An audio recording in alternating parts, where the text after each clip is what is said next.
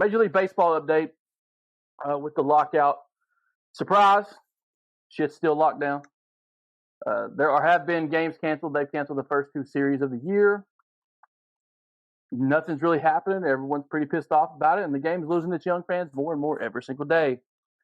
But for me, I still have hope. I'm still going to watch Major League Baseball when it comes back. Actually, the biggest update I've seen so far, and you guys can chime in if you need to, on Sunday, which is today, the recording of this video, I haven't heard anything since then.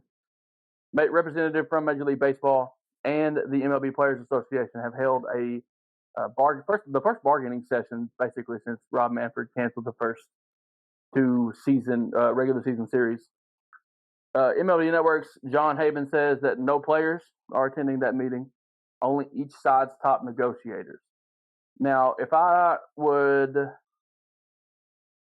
look back at this graphic that I have taken from the internet, a couple of things being talked about on both sides. Again, we talked about this last show about the minimum salaries, which in 2021, the minimum salary was $570,000. The competitive tax balance, $210 million in 2021, and the pre-arbitration bonus pool. The 2 sides, those are the big areas which they're differing at this time. So the MLB, they have proposed a $700,000 minimum salary with a $10,000 increase per year. The Players Association want to see that number bump to $725,000 with a $20,000 increase per year. So you can see there's a big gap there in terms of getting anybody to agree on any of that. With the competitive balance tax, we have $220 million. This is what the Major League Baseball owners have projected and proposed, and it's climbing to $230 million by 2026. The Players Association would like to see a competitive tax balance start at $238 million, which has gone down from last week when I mentioned that we were doing $245 million. But that number would climb to $263 million in 2026. And then finally, the pre-arbitration bonus pool. The MLB has proposed a $30 million with no increases, so $30 million for the bonus pool. The Players Association would like to see that number with $85 million with a $5 million increase per year. That right there is going to be a huge gap to overcome when it comes to making any kind of deal with the collective bargaining agreement. Have you guys heard anything different? No, that's pretty much everything I've got so far. The only other things that I'd say is, one of the bigger points is the owners want 14 teams in the playoffs, and the players have kind of played around with some offers like ghost wins and stuff like that, but that's been rejected. And also, I saw just at like 2:00 today that the owners want to take. So right now, if they have a rule change, they have to give the players a year notice. They want to change that to 45 days. So that's the only thing I've heard. And but then my 2 cents on the whole canceling the 2 series. So I've been fortunate enough to go to opening day weekend in St. Louis the past couple years. Miserable. I mean, it's 35, windy, some snow.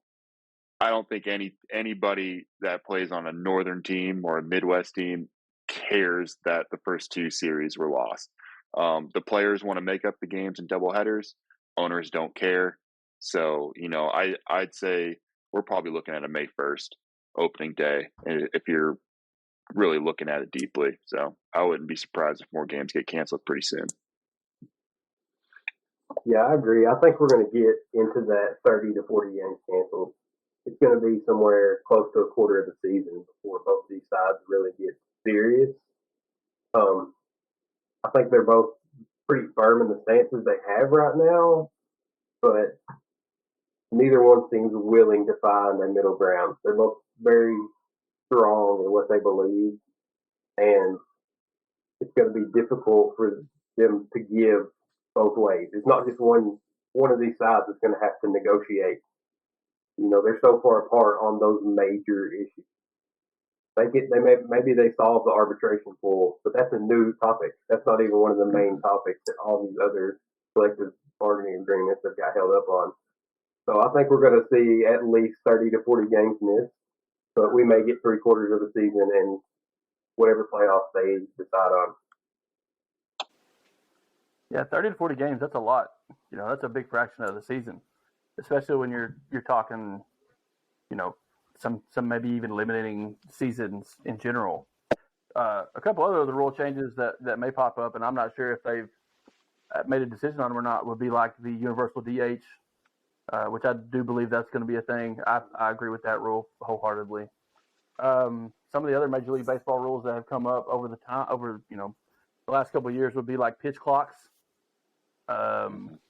Like David mentioned a couple episodes ago about a relief pitcher has to throw to 3 batters. That's dumb in my opinion, but pitch clock also stupid. I think it rushes the game. The games are too long, but they're partially long because of bad umpiring for one thing. Expand that strike zone. We want to see things happen.